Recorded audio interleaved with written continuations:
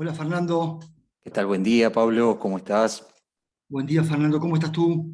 Muy bien. Bueno, estamos ya en horario de dar inicio, así que a quienes por allí se Bueno, están conectando le estamos dando la bienvenida. Muy buenos días para todas y todos. En la mañana de hoy, desde la Sociedad Uruguaya de Gestión de Personas, conjuntamente con la Red de Empresas Inclusivas, hemos propuesto nuevamente convocar al doctor Pablo Durán a propósito de lo que tiene que ver con la proximidad de la instancia de referéndum que se promueve contra 135 artículos de la Ley de Urgente Consideración, la Ley 19.889. Y ante eso, y ante una serie de situaciones y de circunstancias que se han dado en algunas organizaciones, tanto públicas como privadas, referidas a la promoción por parte de los sindicatos del voto por el sí, del voto por la derogación dentro de las propias organizaciones, entendimos necesario realizar esta instancia para conversar con el doctor Pablo Durán acerca de cuál es el alcance de la libertad sindical y si esta libertad sindical otorga la potestad de realizar campañas, reitero, dentro de la organización. Una puntualización bien importante, ya que esto lo organizan dos instituciones, la Sociedad Uruguaya de Gestión de Personas y la Red de Empresas Inclusivas de Uruguay, que esto de ninguna manera significa tomar postura a favor de una u otra de las opciones que se pondrán a consideración el próximo 27 de marzo.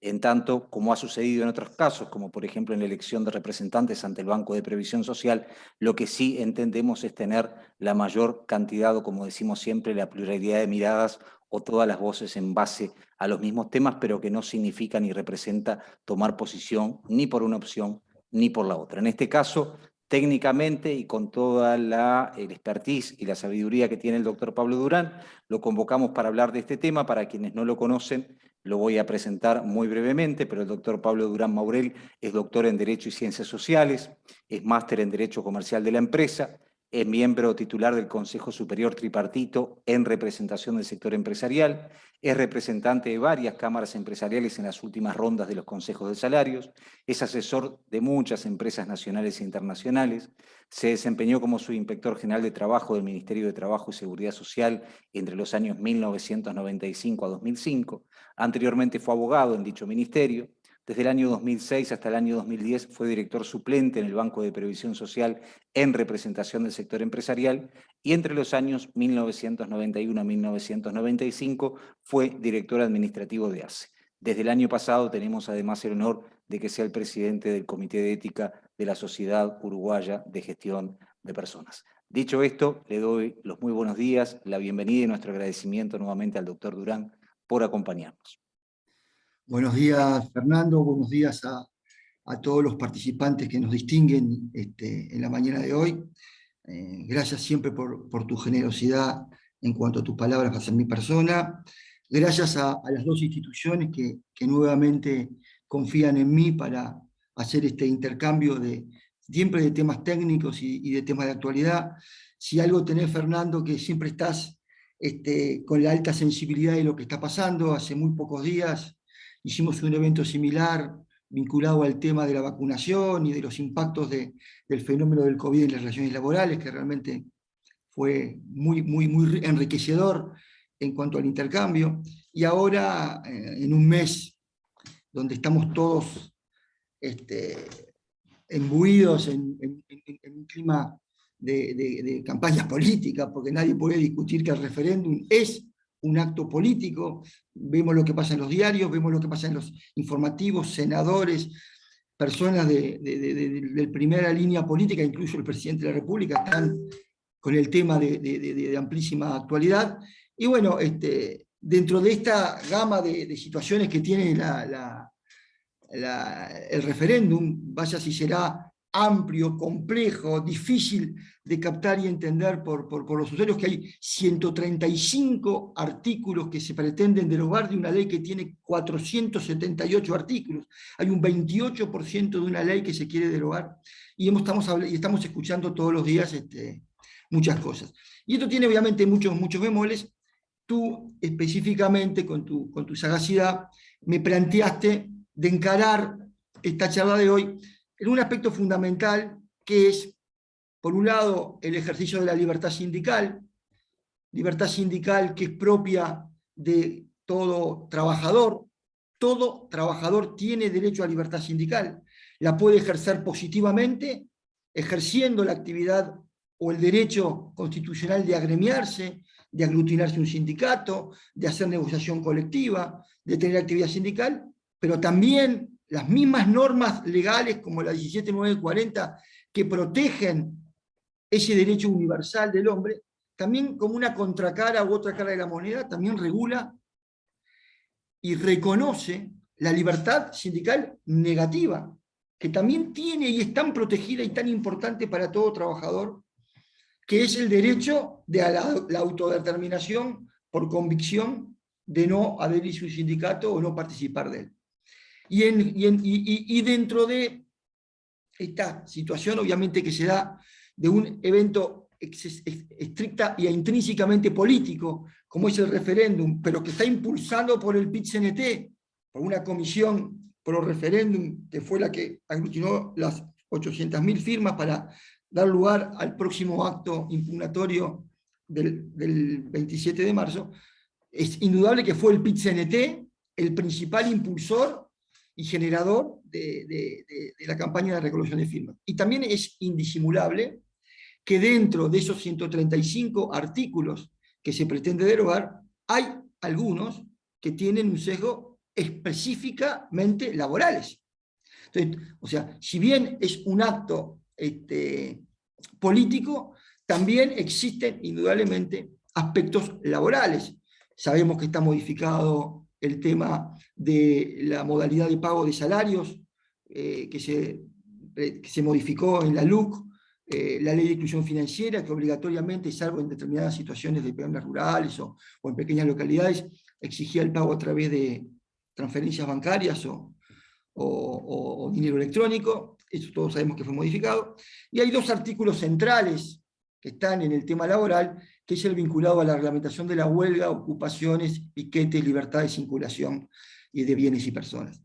En esta égida de temas, obviamente está vinculado cómo operan el ejercicio legítimo de las carteleras sindicales, que es un medio facilitador que la ley 17.940 de protección de la libertad sindical le da a los sindicatos para justamente difundir actividades sindicales, y cómo se compatibiliza ese ejercicio de ese derecho con otras normas que también hay que analizar, como es el artículo 54 de la Constitución, que prevé la libertad de todo trabajador de una empresa o de una relación laboral a su independencia cívica, moral y obviamente de connotaciones políticas. Y también esta propia ley de protección de la libertad sindical 17940, que cuando establece el ejercicio o el uso de la cartelera sindical con fines de que a través de panfletos, de documentación, de mailing, se difundan las actividades sindicales, tiene como límite, y lo dice expresamente la empresa, que esas informaciones no coloquen a la empresa en una situación perjudicial o que provoque tensión con respecto al normal funcionamiento de la empresa. Por lo tanto, no tengo ninguna duda de que si en la cartelera sindical se pusieran informes o comunicaciones con agresiones morales, con violencia hacia determinado estamento político, hacia los compañeros que no se quieran adherir al voto por el sí en el referéndum, que lesionen estas libertades negativas que decíamos, no tenemos ninguna duda que el derecho al ejercicio de la cartelería sindical también tiene límites. Como todo derecho, y como lo hemos venido hablando en varias ocasiones, que por suerte las instituciones organizadoras de este evento siempre me han distinguido. Entonces, creo que es un tema muy lindo, donde hay que aplicar obviamente un sentido de razonabilidad y de compatibilidad de los distintos derechos que están en pugna, y por supuesto que nos vamos a referir específicamente a este punto que tú, Fernando, me has planteado. Pero creo que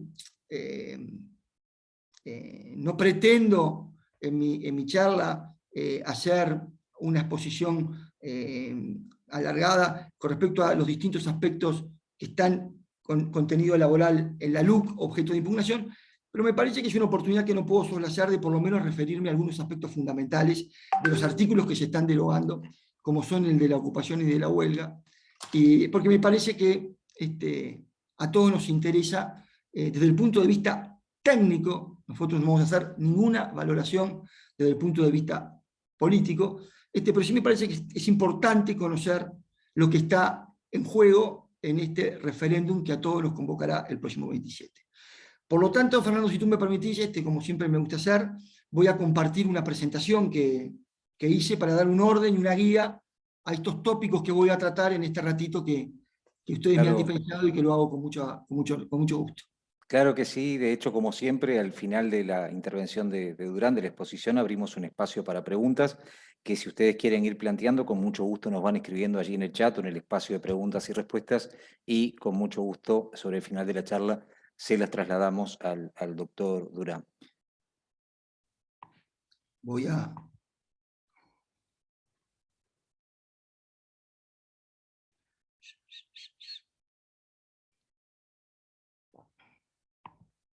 Claramente, a partir de lo que decía el doctor Pablo Durán hoy en cuanto al contenido, es una realidad que más allá de quienes hoy estemos aquí, podemos tener una mayor o un mayor conocimiento sobre alguna de las normas que se propone o que se está planteando derogar a nivel de opinión pública, y hay varios estudios que han sido publicados por diferentes empresas de investigación de mercado. Hay un desconocimiento importante en cuanto a cuáles son los artículos o cuál es el contenido que está en juego, digamos, el próximo 27 de marzo. Por allí estamos viendo ya el comienzo de la presentación, tal vez si la puede por ahí ampliar, doctor. A ver, ustedes saben que la tecnología no es lo mío, pero haremos el mayor esfuerzo. Podemos ver la pantalla entera.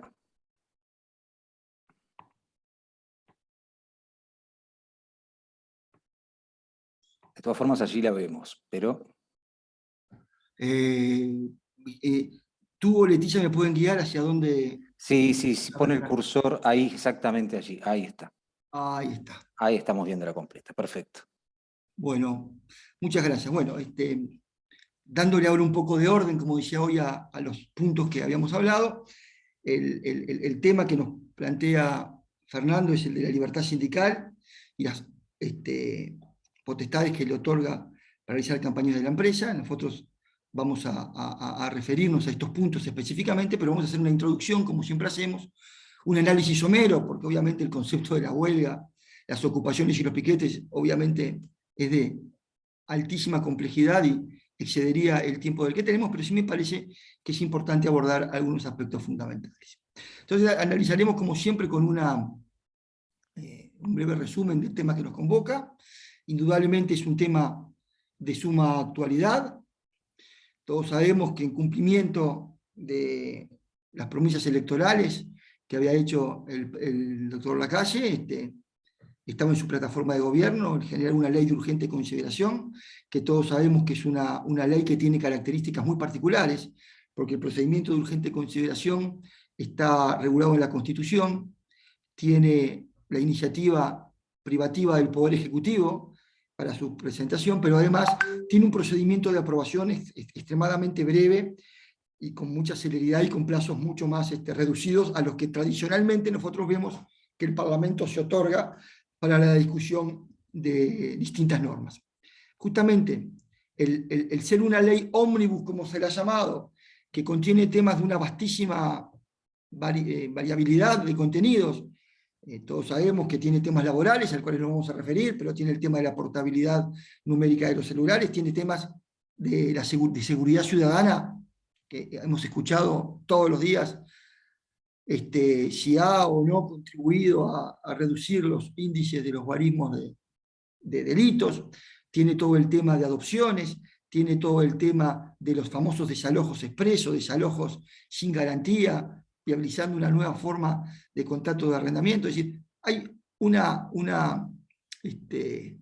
ductibilidad temática muy grande que justamente es uno de los temas o puntos por los que más han criticado esta ley de urgente consideración. Pero lo cierto es que el 9 de julio del 2020 se promulgó esta ley, la ley de urgente consideración, la LUC, con el número 19.889, que fue publicada en el Diario Oficial el 14 de julio del mismo año. Esta norma la queremos claramente referenciar, como decía hoy, contiene 476 artículos, de los cuales, como es público, se pretenden derogar 135, es decir, se pretende derogar el 28% de la ley. No es que está todo el texto legal a objeto de la decisión del cuerpo soberano de los ciudadanos de nuestro país. Solamente el 28% de los artículos de la ley, igual es mucho, habrá 135 artículos de la ley, están siendo objeto de impugnación, algunos de los cuales obviamente tienen un eje específicamente laboral, que es a donde obviamente nos vamos a centrar nosotros.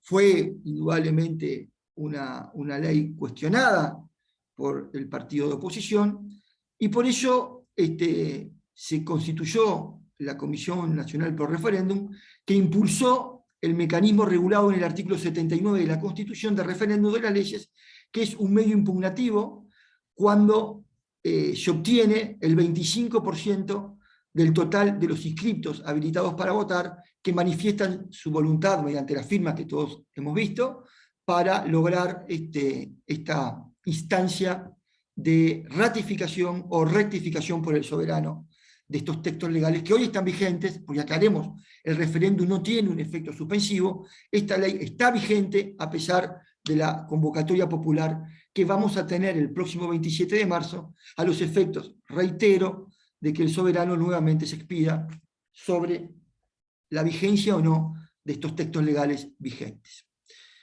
Como decíamos recién, los fundamentos invocados para el referéndum, bueno, que es una ley ómnibus, así se la ha denominado por los impulsores del referéndum, porque se toman una cantidad de temas que derogan una cantidad de leyes vigentes, se deroga el Código Penal, se deroga la ley del procedimiento policial, en parte, ¿verdad? Se deroga o modifica o se sustituyen normas del Código de la Niñez y de la Adolescencia, se modifican normas laborales, o sea, muchos temas de distinta naturaleza que se plantea que no fueron profundizados o analizados con el detenimiento que los mismos ameritaban. Y está también, lo hemos visto, en la plataforma fundamental, que estas normas son restrictivas de libertades sindicales, o sea, se establece que los artículos que vamos a ver restringen o menoscaban el derecho de huelga, y por lo tanto eso menoscaba un derecho constitucional protegido y reconocido en el artículo 57 de la Constitución, que menoscaba libertades sindicales por muchos de los capítulos que están regulados en el texto normativo de la seguridad ciudadana, la libertad de expresión, entre otros. Había de ejemplo, como dije, de los 135 artículos de la ley que se impugnan, hay distintos tópicos, ya los referí, y otros hacen a la actividad laboral. Es indudable, como decía hoy, que el referéndum es un acto claramente de naturaleza política. Cuanto más se acerca el 27 de marzo, más lo estamos viendo. Y obviamente que eso trae, permea, irradia efectos dentro de las empresas.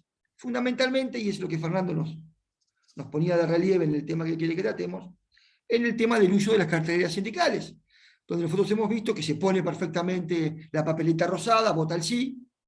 Ya adelanto que esa situación no es, desde mi perspectiva, motivo de objeción, porque por todo lo que he venido diciendo, porque no hay además ninguna situación que eso afecte el normal funcionamiento de la empresa, ni creo que tampoco que afecte la independencia cívica de los trabajadores, pero obviamente pueden haber otro tipo de fundamentaciones o alegaciones con respecto al referéndum que sí perfectamente puede colidir con estos artículos o con la libertad negativa que vamos a ver, y ahí sí el patrono tendría derecho a solicitar su extracción. Entonces, obviamente, este hecho político y el uso de la cartera sindical va a ser, obviamente, un aspecto central de nuestra presentación. Obviamente, el tema que vemos en la exposición de motivos del gobierno en cuanto a las relaciones laborales, tiene mucho fundamento en las recomendaciones de la OIT para con nuestro país. Todos sabemos que cámaras empresariales, fundamentalmente la Cámara de Industria y la Cámara de Comercio, presentaron una queja ante la OIT estableciendo justamente que el decreto 165 del 06 que regulaba las ocupaciones y que establecía que la ocupación era una extensión legítima del derecho de huelga, colidía con normas internacionales, con convenios internacionales de trabajo, pero también con preceptos claros de nuestra Constitución, y se obtuvo, como todos sabemos, dictámenes, incluso compromisos, dictámenes de la OIT estableciendo que esa norma debía ser modificada, respetando siempre el derecho de los no huelguistas para poder trabajar, que también tienen un derecho inalienable, que el derecho de huelga no puede sobrepujar o anular o aniquilar, porque el derecho de huelga no es un superderecho o un supraderecho que esté en la Constitución por encima de otros del igual rango. Quedó claramente manifestado eso en los preceptos de la OIT, pero además la jurisprudencia, los jueces, las sentencias de las acciones de amparo que los trabajadores no adherentes del sindicato planteaban para que se les permita trabajar o para que se les permita ingresar a su lugar de trabajo cuando había un piquete, claramente habían puesto en el eje el tema y inmediatamente y con gran celeridad, porque la ley 16.111 que regula la acción de amparo tiene un procedimiento sumamente rápido, justamente porque están afectados derechos protegidos especialmente por la Constitución, daba el derecho y levantaba las ocupaciones y daba el derecho de trabajar como un derecho, obviamente, que no podía ser menoscabado por esto. Y, obviamente, la LUC lo que hace justamente es poner en un texto legal esta compatibilidad de los derechos de los huelguistas y los no huelguistas, regulando estos preceptos. O sea que en la exposición de motivos de la ley, en los que hacen los temas laborales, está claramente la necesidad de cumplir de alguna manera con estos preceptos que marcó claramente la OIT y que compartimos enfáticamente. También, como decíamos hoy, hay otras normas de contenido laboral que me voy a referir muy por arriba. Está vinculado al tema de pago de haberes. Todos sabemos que la ley 19.210 de inclusión financiera del año 14 había establecido la obligatoriedad de pago de todas las prestaciones laborales, de cualquier naturaleza, de todos los beneficios laborales, a través del sistema de intermediación financiera. Todos sabemos que esta ley se fue prorrogando, se fue reglamentando, se fue ajustando con el sistema financiero, y la acreditación de salarios por cuentas sueldos, como todos lo conocemos, ha sido una realidad que tenía muy pequeñas excepciones, luego aprobadas para algunos sectores específicos de actividad o para algunas determinadas localidades del interior del país, fundamentalmente donde no tenían sistema financiero o cajeros donde se pudiera extraer el dinero. Pero una de las modificaciones que previó la LUC es el de no derogar esta forma de pago, que sigue vigente, y creo además que la mayoría de las empresas, por seguridad jurídica, hasta por seguridad documental, para no tener trasiego de dinero, la siguen usando fundamentalmente. Pero le da el derecho a las partes de ejercer la autonomía de la voluntad y la libertad. Es decir, pueden haber determinadas situaciones, como en el servicio doméstico, donde el trabajador necesita el día a día el dinero para el ómnibus, para sus compras, y la libertad creo que es el camino que esta norma pregona y que no abole o no extingue la otra posibilidad que sigue siendo, por suerte, entiendo yo, la más usable y la más segura para la realidad que tenemos en las relaciones laborales. También en materia laboral, la LUC, todos sabemos, creó una comisión de notables para hacer un diagnóstico primero y luego una propuesta tendiente a la modificación del sistema de la seguridad social. Durante mucho tiempo hemos visto esa comisión cómo trabajó, hemos visto sus diagnósticos y estamos esperando la presentación del proyecto de ley al respecto. Y después, la regulación de las ocupaciones y la regulación de los piquetes duros, que son los aspectos fundamentales a los que nos vamos a referir. En el pago de los haberes, el artículo 215 de la LUC, lo único que hace es, sin perjuicio de la modalidad de pago en efectivo, ¿ah?, el pago de toda remuneración o toda partida en dinero que tenga derecho a percibir los trabajadores en relación de dependencia, cualquiera sea su empleador, podrá efectuarse a través de la acreditación en cuenta en instituciones de intermediación financiera, como decía Doy. Lo que dice es que sin perjuicio de la modalidad de pago, están coexistiendo, están vigentes las dos modalidades de pago. Por lo tanto, no entendemos con honestidad por qué se ha puesto tanto foco en que esto ha sido un retroceso a lo que había regulado la inclusión financiera, cuando, reitero, en el régimen anterior también ya habían excepciones, también ya había situaciones que se permitía el no pago a través del sistema de inclusión financiera. Nosotros creemos que esta norma, para algunas situaciones, puede ser un traje mucho más apropiado para la realidad. No todas las realidades laborales son iguales, no todas las empresas son iguales, ni tampoco todas las empresas están ubicadas en el centro de la ciudad vieja para que tengan los trabajadores fácil accesibilidad a los cajeros para poder extraer su dinero. Creo que es una norma que, reitero, reivindica la libertad. No voy a establecer, no voy a referirme a esto porque todos lo sabemos y no creo que sea fundamental. Sí establecer, obviamente, que la forma de elección se da al ingreso de la relación laboral, es decir, es cuando se perfecciona la relación laboral, es que se debe pactar el mecanismo de pago, cuál va a ser, y es el empleado el que tiene la opción, y es el empleado el que tiene la opción también de elegir libremente si quiere que el pago se haga a través de institución bancaria, en qué banco es. Obviamente, si el trabajador no lo hace, lo puede luego hacer el empleador. Otro de las normas, ya lo hablé, la comisión de expertos, no me parece que sea para el tema de hoy de importancia, así que lo voy a saltear. Y sí me voy a extender un poquito más a los dos artículos fundamentales que me quiero expedir antes de entrar al tema que nos convoca claramente de la libertad sindical, que es el tema de la huelga, las ocupaciones y los piquetes.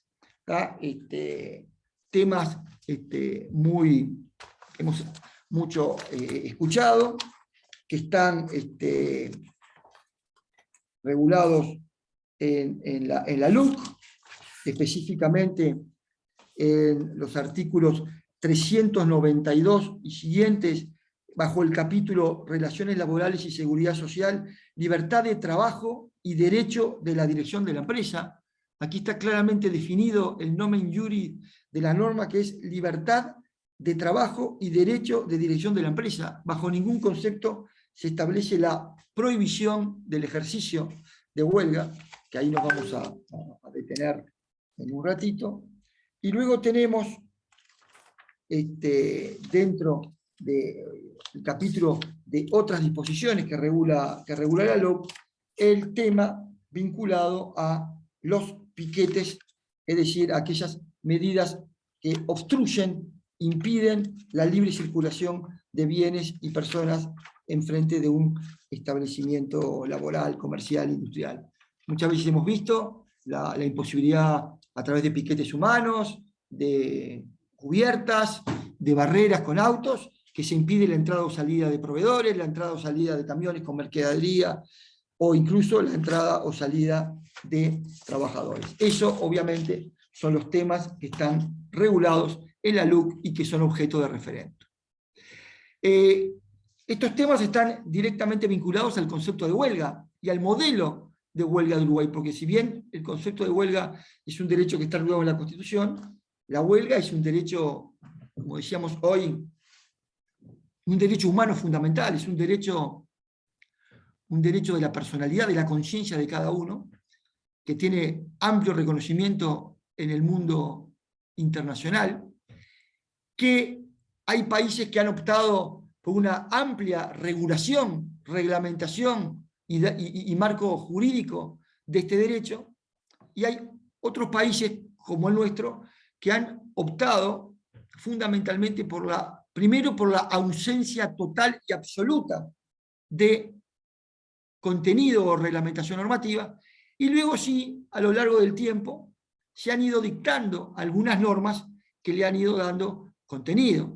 Como decíamos nosotros, está obviamente la Carta Magna, que es la Constitución, pero vamos a ver también el decreto 165 del 06, luego los decretos que todos conocemos que permitían la desocupación de los lugares públicos de trabajo, de las oficinas públicas, por la autoridad cuando se obstruía la actividad, hasta llegar a las normas que hoy nos convocan.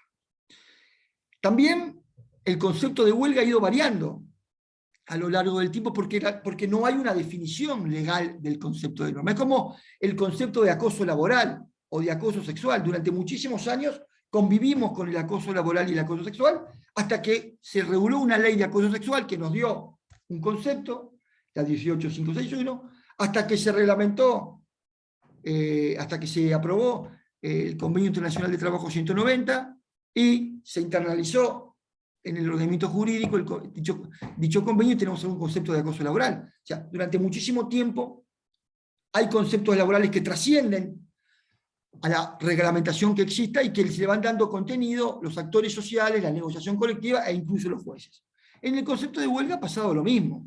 El Uruguay al día de hoy carece de un concepto de huelga, solamente tenemos la regulación del artículo 57 que establece que la huelga es un derecho gremial, mandata la reglamentación, algo que nunca se ha hecho, algo que además los sindicatos no quieren hacer, porque obviamente, primero porque entienden que cualquier reglamentación es restrictiva de ese derecho. Todo derecho tiene límites. Pero además, justamente, porque no haber nada reglamentado, se puede hacer incluir dentro de ese agujero negro cosas que a veces están bien y a veces están mal. Y este concepto de huelga, por lo tanto, al no estar definido en ningún texto legal, ha ido cambiando en la doctrina, pero también en la vida. Durante muchísimo tiempo, que es el concepto tradicional de huelga, y es el concepto al cual nosotros nos adherimos, la huelga era considerada una abstención, un detenimiento, una paralización que decide un colectivo sindical en su lugar de trabajo como elemento de protesta o como elemento de reivindicación para la obtención de reivindicaciones laborales, salariales, mejoras de condiciones de trabajo, que tenía íncito una condición indisoluble de ese ejercicio, de ese derecho, que era la pérdida del salario. O sea, ese detenimiento, esa detención del trabajo con fines gremiales, con fines sindicales, con fines de, obviamente, protesta, tenían inexorablemente un contenido de detención, de pérdida del salario. Con el paso del tiempo, y de la vida, comenzaron a darse lo que se ha denominado por la doctrina formas atípicas de huelga, que ya no implicaban la detención del trabajo, ni tampoco la pérdida salarial, porque eran modalidades del ejercicio de la huelga que se daban en forma distorsiva del trabajo, pero no llegaban a la detención total del trabajo. Por lo tanto, seguía generando el pago del sueldo. O sea que había medidas con sueldo. Y esto es lo que todos hemos escuchado: el trabajo a reglamento, el trabajo a desgano, el trabajo selectivo. Muchas veces, y lo digo claramente, la decisión de no hacer horas extras, que por más que los sindicatos dicen que es una decisión individual y no hay una obligación legal de hacer horas extras, cuando hay una resolución colectiva y ninguno de los trabajadores adheridos no hacen horas extras, obviamente es una decisión gremial y no individual. No hacer tareas de una categoría superior, hacer solamente las tareas que están definidas en la descripción de tareas de los convenios de sectores, pero no hacer otras tareas que como deber de colaboración todos los trabajadores generalmente hacen, porque las descripciones de tareas nunca pueden ser absolutas, son acotadas a un momento, a una realidad. Yo soy abogado de una empresa muy conocida de aplicaciones, y si a mí me hubieran dicho, como operador del derecho, que iba a comunicarle una sanción o que iba a hacer una comunicación a través de una aplicación en el teléfono, hace 10 años decía que estábamos locos, y el mundo ha cambiado y todos nos vamos evolucionando. Si a mí me hubieran dicho que iba a entrar a un edificio y en vez de ver un portero iba a ver una cámara que me iba a preguntar a qué apartamento voy, yo no lo soñaba realmente. Como adulto mayor que soy, hay muchas cosas que en mi mente no estaban, y hoy nos hemos tenido que adecuar a estas nuevas formas de robótica. A veces les debe pasar a todos, a mí muchas veces me llama la atención cuando se habla del derecho de la intimidad y de los límites que hay, cuando uno de repente hoy recibe en el celular una foto de hace 5 años, estaba en el día de hoy, estabas en el Museo del Louvre. Yo no sé cómo aparece una foto en mi celular diciéndome dónde estaba hace 10 años. O sea, la trazabilidad de qué hicimos cada uno de nosotros con el mundo cibernético que vivimos ya trasciende obviamente todos los límites que uno conoce. Por lo tanto, esta realidad de la modalidad sindical forma, reitero, lo que se llama las formas atípicas de la huelga, y bueno, son discutidas, no están reguladas, hay aquellos que pregonan por su admisibilidad, nosotros entendemos que no, o nosotros entendemos claramente que estas medidas de trabajo selectivo deben sí o sí, y forzosamente también, ameritar una adecuación o reducción del salario. Porque si yo a un trabajador le pago 100 pesos la hora para que haga todas las tareas que están vinculadas a su contrato de trabajo, si el trabajador decide hacer el 90% de esas tareas, porque hay un 10% que dice no las hago, no subo al autoelevador, no pongo los vencimientos, o no me fijo en los vencimientos de los productos, si tú no estás haciendo todo el trabajo para el cual yo te contraté y estás obligado, tampoco tengo por qué pagarte el 100% del salario. Por lo tanto, entendemos, es una opinión personal y la aclaramos, es una opinión personal, que también hay otros prestigiosos doctrinos que lo hacen, que el salario de las medidas atípicas, o que no son de detención total del trabajo, también deben ameritar la repristinación o reducción del salario. Ya lo hemos dicho esto, este derecho de huelga es un derecho humano, pero no es ilimitado.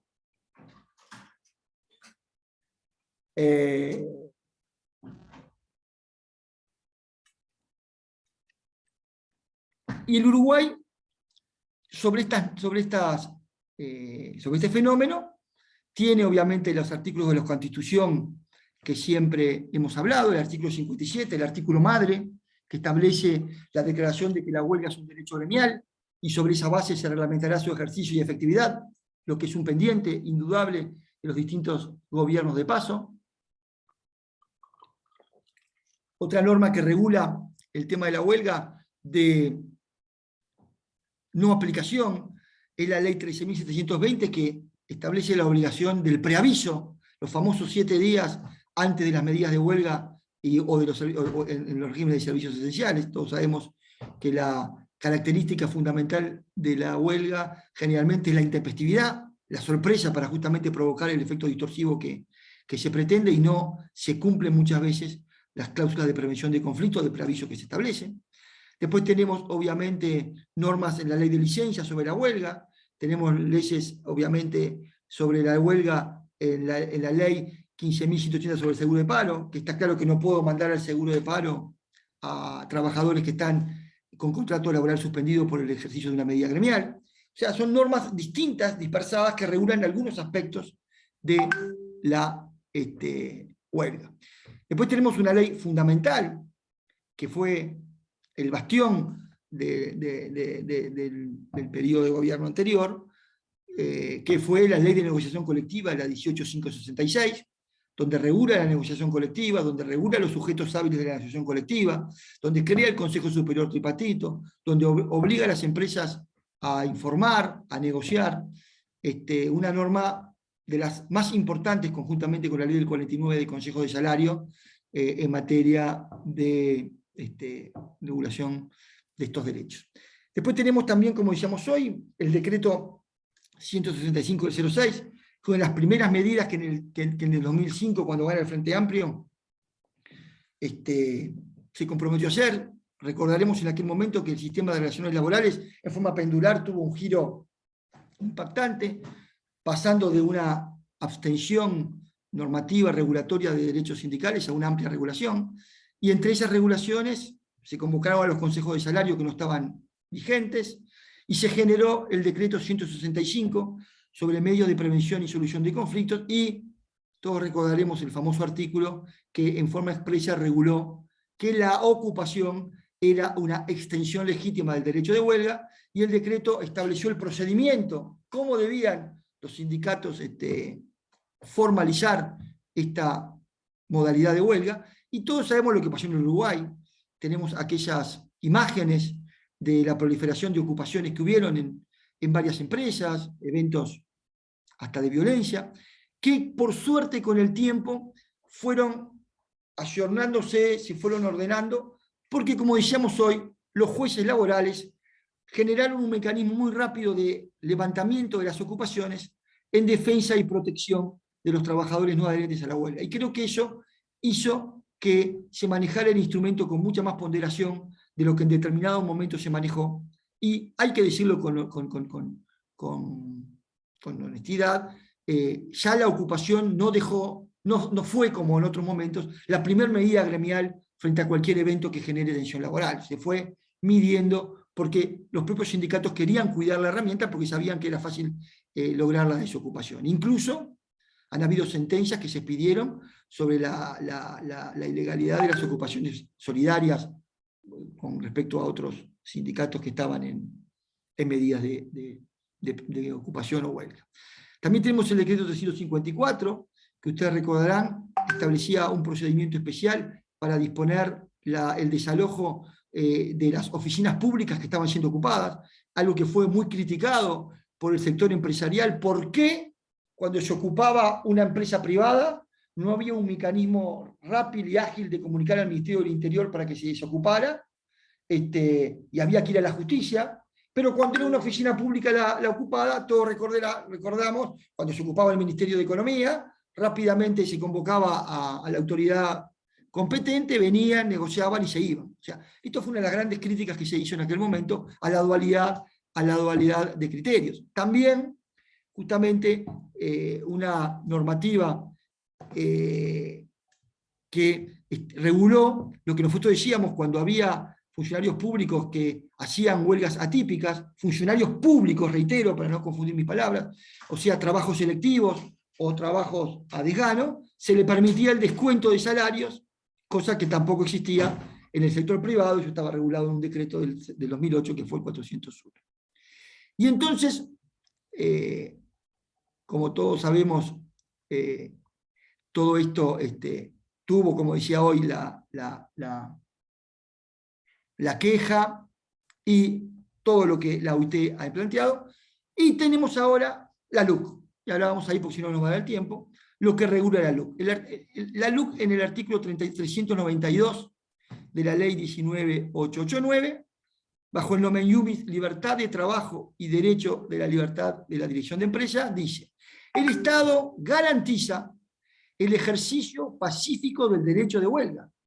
O sea que el primer inciso de la norma es todo lo contrario a lo que he escuchado de que se está derogando o aboliendo el derecho de huelga. Se lo está garantizando.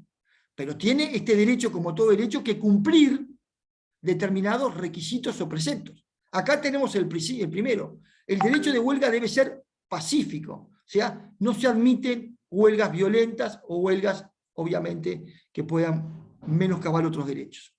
Pero además, segundo requisito de la ley, ese derecho de huelga debe respetar el derecho de los no huelguistas, es decir, aquellos trabajadores que también tienen libertad sindical, que también tienen el derecho a que se los proteja en su derecho a la libertad sindical negativa, como lo establece la ley 17940 y el artículo 9 de la Declaración Sociolaboral del Mercosur, y tienen por ley el derecho a poder acceder a su lugar de trabajo, y el Estado les garantiza ese derecho. Algo muy importante que va claramente en línea con los conceptos que hemos visto.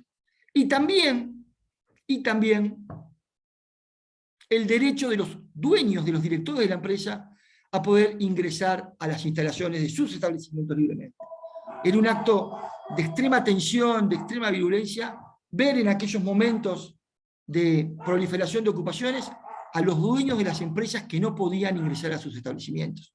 Creo que eso era algo que no debió pasar, y bueno, y que la ley, como acabamos de ver, vuelve nuevamente a poner en sus justos términos.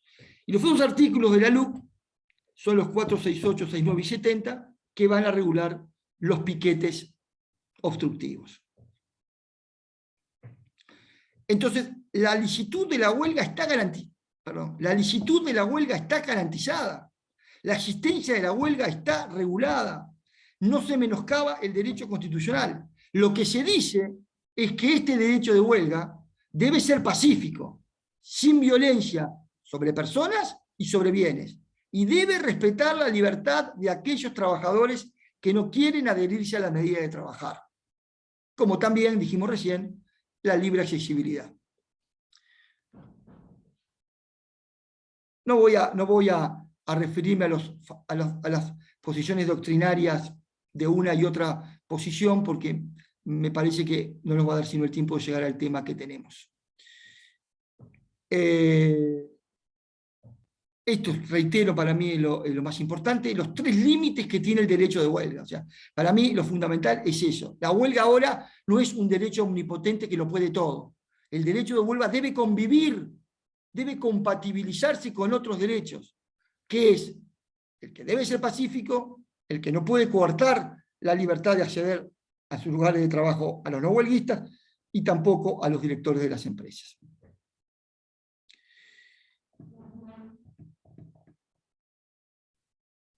Esto ya lo vimos hoy, los temas de la queja, y tenemos algo importante, que como corolario de estas leyes que están reguladas en la LUC, el año pasado se dictó un decreto reglamentario de la LUC, estableciendo los procedimientos, cómo debe ejercerse el respeto de esos derechos cuando se ven violentados. Todos sabemos que compete al Ministerio de Trabajo, inmediatamente que se provoque alguna situación que menoscabe estos derechos protegidos, inmediatamente la convocatoria de las partes para la mediación, pudiendo llegar incluso a el auxilio de la fuerza pública. Como dice el decreto, ocurrida una ocupación por parte de trabajadores en una empresa pública o una empresa privada, el jerarca, cuando se vulneren estas situaciones, deberá pedir la intervención del Ministerio. El Ministerio convocará a las partes a una conciliación perentoria, y si esas negociaciones no prosperan, el Ministerio tiene la prerrogativa de solicitarle a la fuerza pública la desocupación en forma inmediata. Lo vimos todos en el puerto, lo que pasó a través de esas medidas importantes que vivieron en el puerto cuando se estaban discutiendo los jornales asegurados de determinados trabajadores de la estiba, y vimos también cómo barcos no llegaban al Uruguay porque no podían descargar sus productos, vimos empresas que tuvieron perjuicios muy importantes, y vimos también cómo lamentablemente, porque no es lo que uno quiere, se tuvo que llegar al ejercicio de estos artículos para lograr la desocupación de esos lugares de trabajo. Y la otra regulación que tiene la LUC es el de los piquetes. Nosotros tenemos que acá distinguir dos tipos de piquetes. No hay ninguna duda que el piquete blando, que es aquel que es normal, que es propio de la actividad sindical, que en la puerta de un supermercado el sindicato quiera entregarle a los consumidores que entran un documento estableciendo cuáles son sus reivindicaciones, que intente manifestar en la puerta de un establecimiento en paz su momento de disconformidad. Es también un derecho del trabajador, porque la libertad de expresión también existe.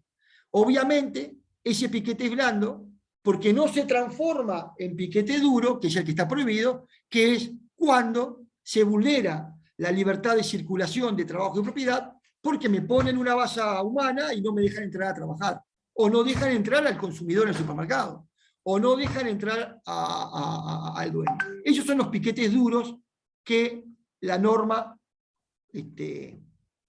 regula, que no está permitido, que creemos que es correcto, y que también está siendo objeto de impugnación. Y que al igual que pasó con la ocupación, la jurisprudencia, los jueces, las sentencias, aquí hay varias sentencias que nosotros relevamos, claramente establecieron que el piquete es una forma de ocupación y quedaba alcanzado por los conceptos antedichos.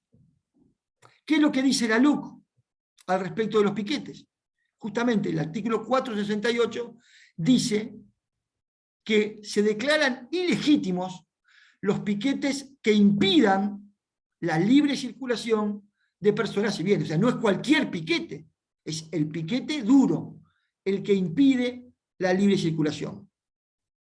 Y cuando esto se ve, el Ministerio del Interior es el que dispondrá las medidas pertinentes a los efectos de preservar, obviamente, estos derechos, ¿verdad? Por lo tanto, nuevamente, a través del Ministerio de Trabajo se dará la llave de paso para la regulación de estas situaciones. También la LUC prevé, obviamente, que cuando estos piquetes puedan actuar en coordinación o en connivencia con otros hechos de apariencia delictiva, deberá, obviamente, ponerse a disposición de la justicia. Son los piquetes duros, que además vulneran derechos fundamentales como la libertad de trabajo, la libertad de propiedad y la libertad de circulación, que está expresamente regulada en distintos artículos.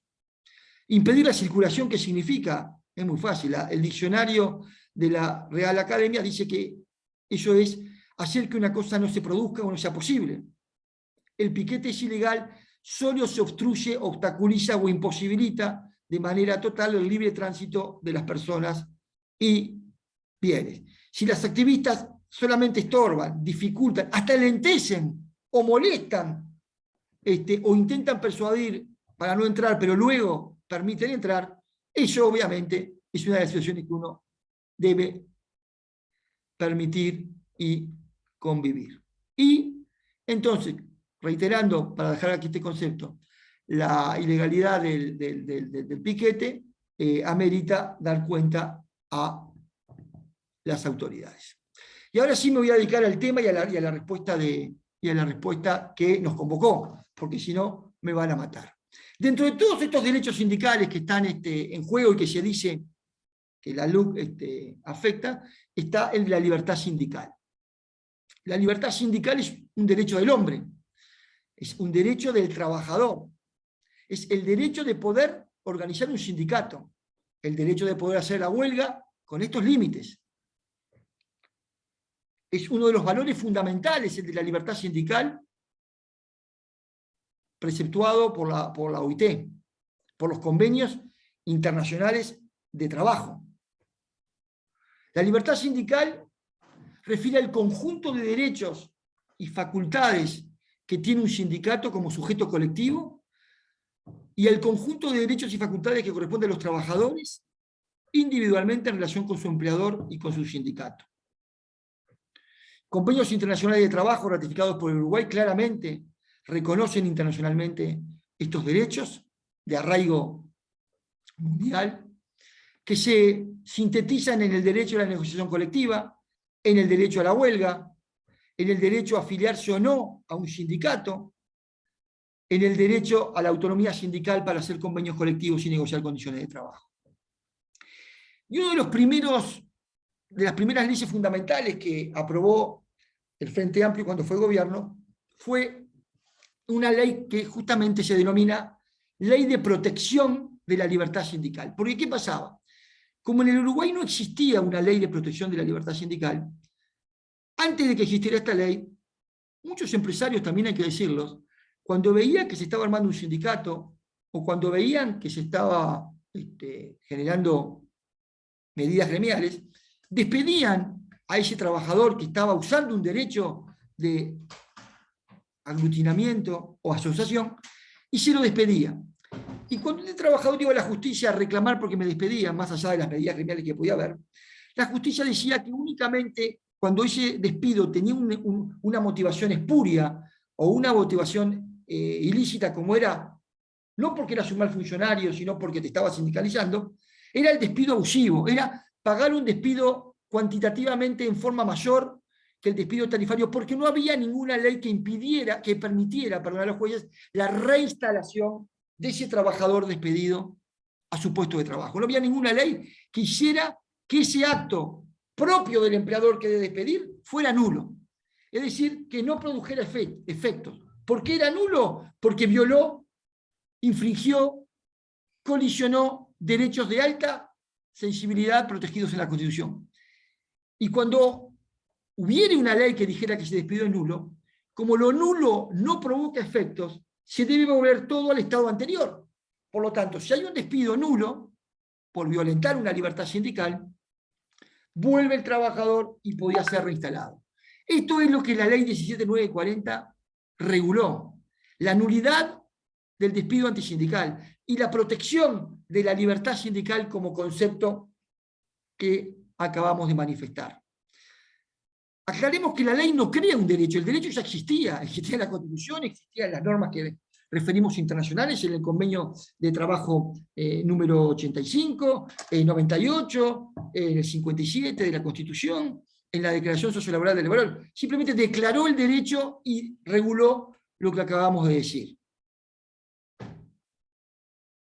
También es muy importante decir, esta protección de la ley 17.940 es también a las libertades negativas sindicales, porque lo dice expresamente cuando se refiere como reconocimiento de las normas base en el artículo 1, en los cual se nutre la ley, la Declaración Sociolaboral del Mercosur, que en el artículo 9, literal A, en forma literal, establece la obligación de los estados de garantizar la libertad de afiliación, de no afiliación y de desafiliación. O sea, puedo estar afiliado y puedo tener la libertad de desafiliarme sin que ello comprometa el ingreso al empleo como condición de o la continuidad en el mismo. Y, obviamente, como decíamos hoy, la ley declara la nulidad absoluta de ese despido antisindical y el restablecimiento de la situación anterior, como decía hoy. Además, con la obligación de reparar patrimonialmente a ese trabajador despedido espuriamente, con el pago de todos los salarios caídos entre el día del despido y el día de la efectivización de la reincorporación. Y esta ley, y vamos entrando al punto que nos convocó, y esta ley, para facilitar esa actividad sindical, la acción de aglutinamiento, de información, estableció 3 instrumentos muy importantes para facilitar el ejercicio de la libertad sindical. El primero, la licencia sindical, que todos en las empresas lo vemos. La libertad sindical, que es el tiempo libre remunerado para que los trabajadores, los delegados de los sindicatos puedan hacer actividades sindicales, actividades de fomento, actividades de capacitación, actividades de difusión de sus acciones, tiempo libre remunerado cuya cantidad de horas la ley mandató en el artículo 4 a los consejos de salario para que determinen cuántas son. Generalmente el cliché más aplicado en los distintos conceptos y grupos de consejos fue media hora por trabajador afiliado. El segundo instrumento fue la retención de la cuota sindical, que está en el artículo 5. Es decir, los sindicatos para hacer acciones tenían que tener dinero, los trabajadores adheridos aceptaban el descuento de la cuota sindical que se vertía a los sindicatos para poder hacer distintas acciones, para poder hacer los carteles, los panfletos, los mailing. Y, esto es lo nuevo a lo que me quiero referir, también como instrumento del ejercicio de este derecho a la libertad sindical, en el artículo 8 se reguló la cartelera sindical. El artículo 8 dice, bajo el nombre Facilidades para el ejercicio de la actividad sindical, dice: los representantes de los trabajadores, es decir, los delegados, que actúan en nombre del sindicato, tendrán el derecho a colocar avisos sindicales en los locales de las empresas, o sea, las empresas tienen que tener una cartelera sindical, en lugares que se deben prefijar de común acuerdo entre la empresa y el sindicato. O sea, no pone el sindicato la cartelera en el medio del salón de venta del supermercado, no. Se hace de común acuerdo, generalmente se pone en el comedor, porque es un lugar que tiene fácil accesibilidad a todos los trabajadores, o a la entrada de los vestuarios, en lugares donde los trabajadores pueden tener accesibilidad, pero que no afecte el normal funcionamiento de la empresa, como lo vimos hoy y lo vamos a ver que está expresamente en el texto legal. Entonces imagínense, entre caja y caja, que haya una cartelera sindical y que mientras atiende a un consumidor se esté poniendo, sacando, pinchando en una cartelera del corcho informaciones sindicales, ¿no? No tendría lógica ni razonabilidad.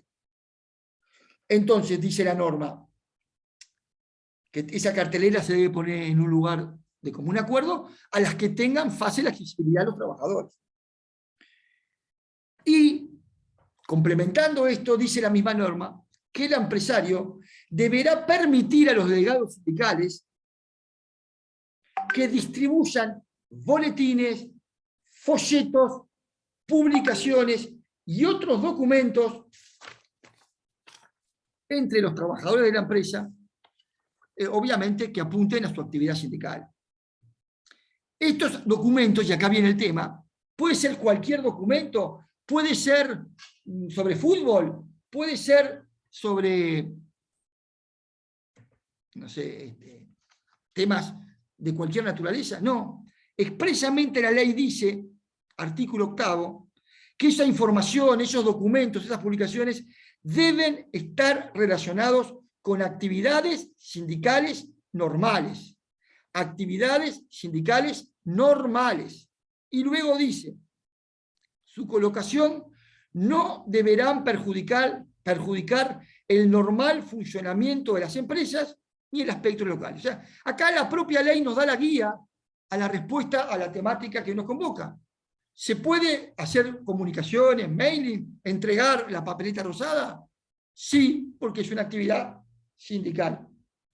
Pero tiene que tener un límite, ¿cuál? No perjudicar el normal funcionamiento de la empresa. Cuando tengo juicios agresivos, cuando tengo valoraciones que exceden a la simple información, indudablemente puede ahí entrarse en una colisión de derechos y ahí puede exigirse claramente su extracción. Por eso es muy importante, y esto forma parte de la cultura de las empresas, que se fijen pautas de común acuerdo sobre la utilización de la misma. También, obviamente, el tema de las carteleras debe ser analizado en el contexto del mundo tecnológico de hoy. Hoy ya hay empresas que la cartelera sindical se hace en una página web, o hay empresas que tienen sistemas de intranet internos de comunicaciones de todos los trabajadores y tienen una posibilidad de manejo de información de las empresas. Creo que también la tecnología de hoy no debe ser un elemento que nos inhiba de usarlo. No tenemos que ver la cartelera como el viejo y querido cuadrado con corcho y que se ponga un clavo para una documentación. Creo que debemos adecuarnos al día de hoy. El Brow tiene un portal en intranet donde genera esta situación.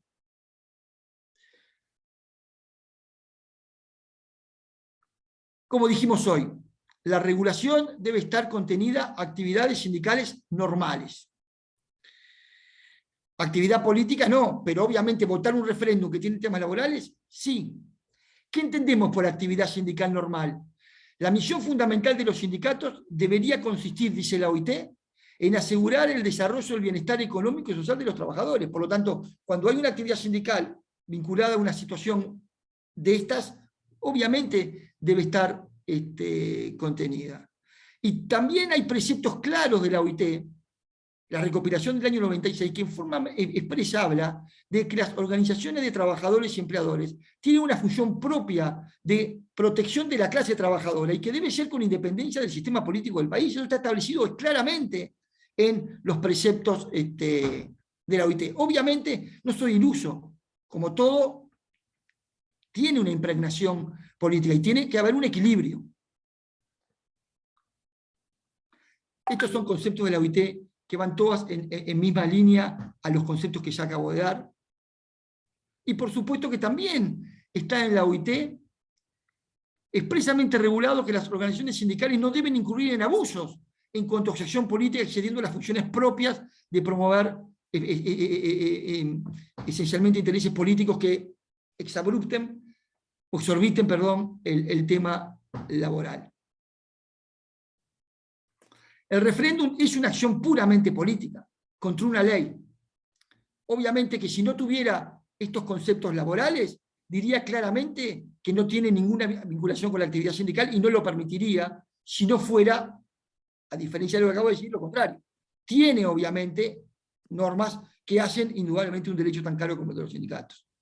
Y todo esto, como decía hoy, hay que compatibilizarlo con el artículo 54 de la Constitución, que habla del derecho de la independencia moral y cívica de los trabajadores. Por lo tanto, si en la cartelera que está en un lugar puede llegar a afectar esa moral y conciencia de otros trabajadores, eso no se puede permitir, no se puede permitir. Estamos en un caso de ponderación de derechos donde hay que compatibilizar estos derechos de igual rango constitucional. Cualquier juicio de valor de naturaleza político que exorbite el contenido de los derechos de la clase trabajadora no se debe permitir. Insultos a la clase política, arengas políticas, eso está totalmente fuera del ámbito natural que estamos viendo y por ende debe evitarse. Obviamente que hay que analizar estos temas con mucha ponderación, con mucha razonabilidad. A mí me preguntaba el otro día en una empresa, porque habían puesto simplemente la papeleta rosada, si iban y la quitaban. Yo les dije que no, porque tampoco voy a generar un problema interno, que una medida de ella me genere que se vayan todos de asamblea, de paro, cuando en definitiva nos está exorbitando este marco, o este límite que como todo derecho tiene. Por lo tanto, debe verse caso a caso cada situación. No toda cartelera o todo uso de la información en la misma es igual. Por lo tanto, hay que ir al caso a caso y manejar con la compatibilidad de derechos, como hay siempre en colisión de derechos, como lo vimos el otro día en el caso de la vacunación. Yo les pido disculpas por estos minutos que me excedí, pero bueno, espero haber contribuido a dejarles algún concepto que los ilustre y los ayude en su actividad diaria. Paro por aquí y te doy la palabra, Fernando. Claro que sí, doctor. Como siempre, ha sido un aporte de muchísimo valor para la sociedad y para nosotros, más que agradecidos por este aporte. Realmente siempre es muy bueno recibirlo y por supuesto, aprender a partir de toda la experiencia y su bagaje de conocimiento. Así que, como siempre, un honor. Por ahí hay algunas preguntas que le voy a ir trasladando. Tal vez me voy a poner un poquito en abogado del diablo, como hago siempre, para ver algunos casos puntuales y usted me dirá por allí qué ocurre o en definitiva cuál es su opinión, porque como siempre pasa en estas cosas hay dos bibliotecas. Pero el otro día, por ejemplo, hubo una empresa pública, si no me equivoco fue Antel, que advirtió al sindicato que había convocado o de alguna forma instaba a que los funcionarios fueran a trabajar, aquellos que adherían, con una escarapela por el sí, es decir, que cumplieran su función, que es obviamente además atender público con esa escarapela. Y ahí eso generó, digamos, un primer problema, un primer roce. ¿Qué piensa usted sobre esa situación? ¿Es posible que los funcionarios vayan embanderados, digamos, a trabajar? Esto que tú me planteás se puede comparar, voy a hacer un ejemplo o un símil para luego extraer la respuesta y para que razonemos juntos en esta respuesta.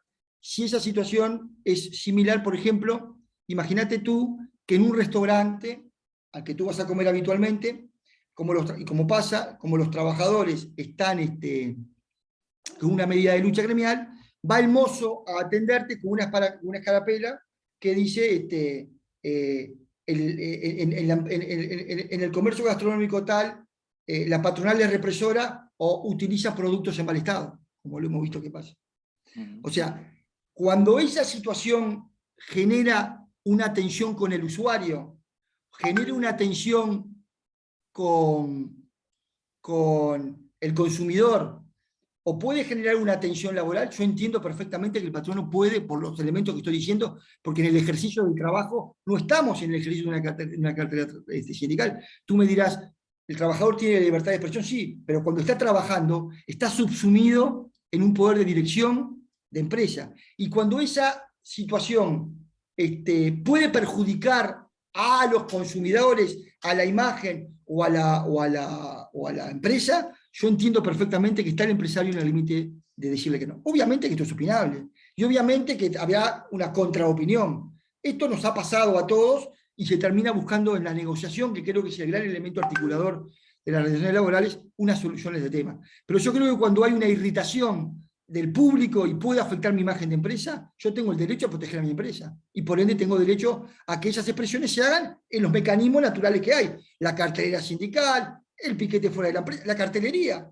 No estamos acostumbrados, lo veíamos en nuestras presentaciones, afuera del establecimiento, carteles o pasacalles, en la empresa tal hace despidos abusivos, en la empresa tal no reconoce el derecho sindical. Esa es una forma de expresión legítima que se hace fuera del establecimiento. ¿Que molesta a los empresarios? Por supuesto.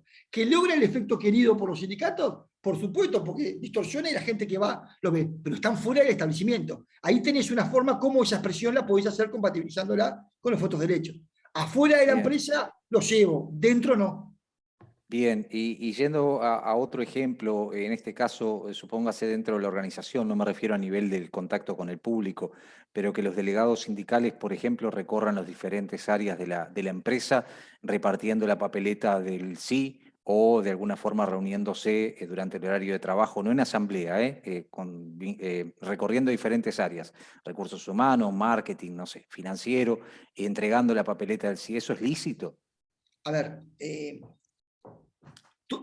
todos, a ver, primero no hay nada regulado, como decía hoy, al respecto. O sea, ¿cuáles son los fueros del delegado sindical durante el ejercicio de la jornada de trabajo para la actividad laboral? Por ejemplo, en la construcción está regulado que dentro de la jornada de trabajo hay delegados de obra, delegados de seguridad, que pueden ir recorriendo para ver si hay situaciones de tensión laboral, porque puede haber un accidente, y tienen regulado el derecho de detener el trabajo cuando puede haber una medida de riesgo. Y como consecuencia de eso, inmediatamente hay un protocolo que se activa.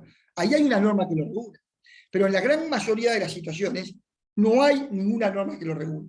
Obviamente que la actividad sindical por naturaleza se hace por medio de la asamblea de trabajadores. O sea, el medio idóneo que tienen los delegados sindicales para hacer las comunicaciones, para hacer las capacitaciones, para hacer las decisiones que haga el colectivo, es a través de la asamblea, que está regulado, que tiene que haber un preaviso, los consejos lo prevén, que debe haber un preaviso. Hay empresas que la tienen acordado con sus trabajadores dónde hacer la asamblea, hay empresas que no le facilitan lugares dentro de la empresa, prefieren que se haga afuera y prefieren que se vea ese aglutinamiento de personas cuando viene un cliente. Yo creo que prefiero que la hagan adentro y acordar un lugar. Entonces, si yo acuerdo un lugar para hacer la asamblea, capaz que puedo acordar un horario para que la asamblea la hagan en la hora que menos me perjudique. O sea, creo que la esencia de la actividad sindical es la negociación. Entonces, yo te doy un lugar para que estés cómodo y no estés a la intemperie, pero no me la pongas a la 1 del mediodía, hacerla al comienzo, al fin. O sea, y esto no significa derecho de injerencia. El sindicato va a hacer la asamblea a la hora que quiera. Pero creo que el ejercicio de un derecho perfectamente lo podés compatibilizar con otro derecho. O sea, si yo estoy en una buena relación con mi sindicato, y obviamente no es una asamblea porque despedí a 100 trabajadores, no voy a pretender que si despido a 100 trabajadores me hagan la asamblea a la hora que yo quiero. Pero si es una asamblea informativa de un tema, y yo tengo un camión que tiene que cargar a una hora determinada porque tiene que ir a un barco que se va, no puedo hablar con el sindicato para pedirle que no me haga la asamblea a esa hora. Entonces yo entiendo, para no irme del tema, que la asamblea es el mecanismo natural donde los trabajadores tienen que hacer esa información, o la cartelería sindical. Para ello está la cartelería sindical. Y la cartelería sindical podría decir, para retirar tu boleta, se va a dar esto. Por lo tanto, en principio la respuesta es no. Pero tampoco voy a ser tan obtuso de decirte, como todo, va a depender la distorsión que genere y el abuso. Porque todos sabemos que los delegados sindicales en hora de trabajo conversan, intercambian, porque está la esencia humana, la libertad de expresión. Entonces, como todo derecho, hay que hacerlo con moderación. Ahora, si durante Bien, toda la jornada de trabajo me dedico a ello, por supuesto que no lo voy a permitir, porque bien, está en hora paga. Cuando estás en hora paga, tenés que poner tu energía laboral a mi servicio del patrono. Cuando estás de asamblea, no te pago y tú haces actividad sindical. O estás de licencia sindical. Pedir la licencia sindical y hacer actividad sindical. ¿Me comprendes? Entonces, en principio bien. te digo, no está posible, hay que usarlo con moderación. Bien, doctor, un caso más y después me voy a las preguntas, que hay varias. Pero, ¿qué pasa en el caso en el cual los vehículos de la empresa, por ejemplo, el chofer cuando sale con el vehículo de la empresa, que el vehículo está identificado con el logo, algunos elementos gráficos de la organización, de repente por motu propio, digamos, le pone la banderita del sí colgada allí de la ventanilla durante su horario laboral? O lo mismo, y en el otro sentido, en algunas empresas que contratan a determinadas empresas de transporte, que sí durante ese horario las identifican con un cartel, mismo para buscar pasajeros, en fin, con un sinnúmero de objetivos, y el chofer hace lo mismo. En un caso en relación de dependencia, en otro caso como contratado, digamos. Pero ¿cuál es la situación en eso? Bueno, está muy emparentado con muchos de los conceptos que hemos dado. Y también creo que está íntimamente vinculado al concepto de que los patrones, las, las, las, las peleas y las controversias las tenemos que elegir. Uno no puede en todos los casos ir siempre al enfrentamiento con los trabajadores, porque creo que no es positivo. Entonces hay que ver justamente cómo se hace y las perturbaciones que hace. Yo creo que en principio, al igual como es coherente con lo que dije hoy, el elemento es de la empresa y por lo tanto no debería, por fuera de la cartera sindical, hacerse proselitismo que pueda perjudicar la imagen, como hablábamos con el mismo ejemplo que dimos hoy de la escarapela de Antel que tú me decías. Por lo tanto, yo en principio entiendo que no debería usarse. Bien. Bueno, vamos a las preguntas. Por allí una primera que surgió hoy muy temprano. Alguien nos decía, ¿se pueden derogar solo 135 artículos de una ley? ¿Es eso realmente posible? ¿O en caso de que surja mayoría por el sí, se derogaría toda la ley, es decir, toda la LUC? No, expresamente. En caso, a ver, lo que está claro que o sale el referéndum en bloque por los 135 artículos o no cae ninguno. Esta es la primera aclaración. O sea, de los 135 artículos, el votante no puede decir, no, yo quiero que se derogue solamente lo referido a las ocupaciones, pero no quiero que se derogue lo de la portabilidad numérica porque a mí me interesa irme de Ansel y pasar a Movistar. Perdón que no hago publicidad, pero no, eso no se puede. Es decir, el referéndum es voto por el sí a que se derogue o voto por el no. A todo el bloque de los 135 artículos. Punto 1. ¿Está claro? Punto 2. Si sale el sí, caen solo y únicamente los artículos objeto de referéndum, objeto de impugnación. El resto de los artículos, o sea, si se impugna el 28% de la ley, quiere decir que hay un 62%, yo no seguro con los números, pero el resto de la ley queda vigente. Queda vigente. El resto de hasta los 476 artículos que hay, quedan vigentes. No cae toda la ley, caen solamente los 135 artículos. Bien. Por allí Virginia, seguramente vinculado a un centro educativo, pregunta acerca del estacionamiento, en un estacionamiento privado de la institución, donde aparecen autos con banderas del sí, supongo que de los propios funcionarios. Dice hasta dónde eso se considera una arenga política. No, bueno, yo creo que el auto es un elemento propio y privado, no forma parte de la relación de trabajo, y yo en mi vehículo lo puedo, o sea, también con límites. Si yo pongo el auto mío en el estacionamiento de la empresa con una prebenda contra la empresa o agresiva o violenta, obviamente no lo permitiría. Ahora, si en mi auto tengo una bandera, en mi auto yo en ese caso no generaría una tensión. Bien, algo hablamos hoy del tema de los PIN, pero aquí plantean un tema que es verdad, es decir, el tema de los tapabocas, que es de uso obligatorio durante el horario laboral, y allí empezamos en que hay tapabocas. No vi por el no, pero sí vi por el sí. Si en definitiva aplica lo mismo que hablábamos con respecto al tema de los PIN, es decir, si puede ir el funcionario con un tapabocas. Ayer inclusive hubo una disputa importante en la Bueno, Cámara de Senadores, ¿no? justamente, mirá lo que pasó ayer en el Senado, con la senadora Bianchi y con la delegada del Frente Amplio. Bueno, más ejemplo que eso no puede haber. Yo creo claramente que esa situación puede perfectamente estar generando un trabajador en un horario de trabajo que esté haciendo una actividad ahí sí claramente, es porque es un trabajador, o sea, no es un delegado, una reunión sindical, es un trabajador que está haciendo un acto claramente de proselitismo político que puede violentar la laicidad de los votos. Yo haría exactamente lo mismo, y le pediría claramente que no, en horario de trabajo no. Que era claramente manifiesto hasta por el propio ejemplo que tú diste. Pero creo claramente que es un acto así del trabajador que puede afectar en el marco de los conceptos que vimos. No lo admitiría. Bien, Analía por allí nos dice, bueno, les pido disculpas, pero estaba en el trabajo, tuve unas interrupciones y no me quedó claro si en definitiva los funcionarios pueden repartir folletería o colocar en la cartelera material sobre la campaña en contra de la LUC. Como dije hoy, si la información es, por ejemplo, poner la papeleta rosada, votar sí, me pasa en varios medios, eso es obviamente una información que tiene connotaciones con votar el sí para que se modifique el tema laboral. Yo eso lo permito. También información que es información con respecto a los temas laborales, sí. Ahora, si pongo una arenga política vinculada a un partido político contra otro partido político, porque acá hay un tema de modelo político, no lo permitiría. O sea, usaría la ponderación de derechos, pero hay información que entiendo que es legítima, que el sindicato la pueda poner en la cartelera por los elementos que dije hoy. Hay otra que entiendo que no. O sea, no puedo dar una respuesta categórica, no a ninguna información, sí a toda. Hay que ir al caso concreto. Yo la papeleta rosada que la ponen, la he dejado. Me pasan empresas que asesoran. Ahora, cuando ponen algún otro cosa y tal, he dicho que no. Y se ha entendido. Y cuando se explica, se ha entendido. Bien. Doctor, con esto estamos por aquí cerrando su charla. Por allí alguien dice, bueno, muchos de los artículos de la LUC ya se encontraban aprobados previo a la misma, esta solamente los modifique, comparte por allí un link que queda obviamente a disposición para el análisis de cada uno, pero yo quiero especialmente agradecerle por su participación en esta mañana. Creo que vamos a tener un año intenso, ¿no? Más allá del tema del 27 de marzo. Empezó intenso, pero sabés que lo hago con mucho gusto porque las instituciones siempre me han distinguido y veo que los participantes también son en un número importante. Espero haber colmado las expectativas como siempre y para mí es un gusto estar con ustedes. Muchísimas gracias, Fernando, y a todos los participantes.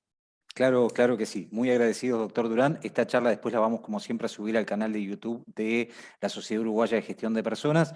Yo no me quiero despedir sin invitarlos para que mañana, a partir de las 10 de la mañana, puedan acompañarnos en la actividad que la Sociedad Uruguaya de Gestión de Personas y la Red de Empresas Inclusivas van a estar realizando en el Palacio Legislativo, en el Parlamento allí, para conversar sobre un tema que desde hace muchísimos años escuchamos hablar y que tiene que ver con la equidad salarial entre hombres y mujeres.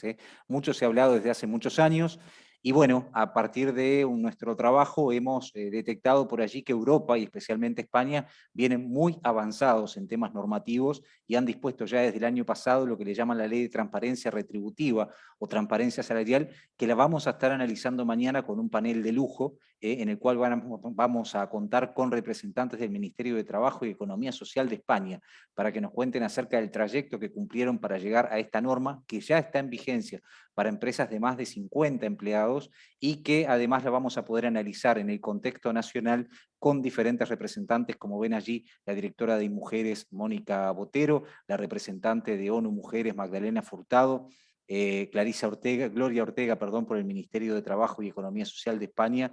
También estará María Andreina Moreira del Instituto Cuesta Duarte del PIT-CNT, María Noel Dinucci en representación del Ministerio de Trabajo y Seguridad Social, la doctora Anabel Aldaz en representación de la Cámara de Comercio y Servicios del Uruguay y la moderación de la directora ejecutiva de la Sociedad Uruguaya de Gestión de Personas, Leticia Viva. Esto mañana a partir de las 10 de la mañana en el Salón de Eventos Especiales del Palacio Legislativo. Desde la sociedad, ustedes saben, estamos siempre con los temas que realmente importan en agenda y consideramos que este tema de la transparencia salarial, que de alguna manera por norma obliga a las empresas a publicar los salarios para evitar desigualdades por cuestiones de género, es un tema que más allá o más acá se va a venir para la región y seguramente para nuestro país. Así que todos por allí están invitados, los esperamos con mucho gusto. De nuestra parte, un placer haber compartido este espacio. Nos reencontramos en una próxima oportunidad, seguramente ya en el mes de abril, para estar analizando desde la sociedad, también en el Parlamento, un proyecto que hay sobre la regulación de las agencias de colocación de empleo, proyecto que ya está a consideración de la Cámara de Diputados. Que tengan buena jornada. Gracias por acompañarnos.